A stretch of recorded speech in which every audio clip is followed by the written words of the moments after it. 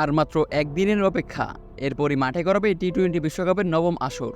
20 দলের 55 ম্যাচের এই মহাযজ্ঞ দেখতে মুখিয়ে রয়েছেন ক্রিকেট প্রেমীরা।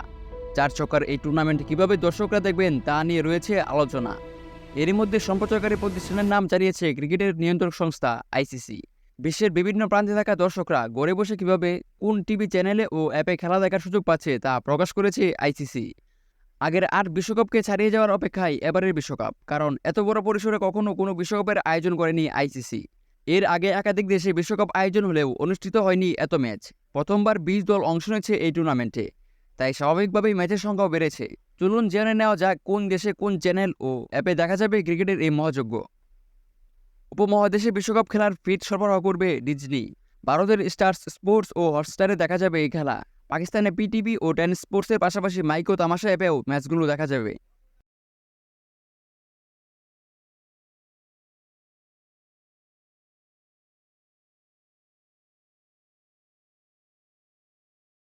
বিশ্বকাপে অংশগ্রহণ করা সকল দেশের টিভি চ্যানেলগুলোতে দেখা যাবে বিশ্বকাপ ম্যাচগুলো। তবে অবাক করার মতো বিষয় হচ্ছে অস্ট্রেলিয়ান কোনো টিভি চ্যানেলে দেখা যাবে না বিশ্বকাপের ম্যাচ। ভক্তদের খেলা দেখতে হবে প্রাইম ভিডিওর ওয়েবসাইট বা অ্যাপে। নিউজিল্যান্ড দর্শকরা খেলা দেখতে পারবেন স্কাই স্পোর্টসের মাধ্যমে।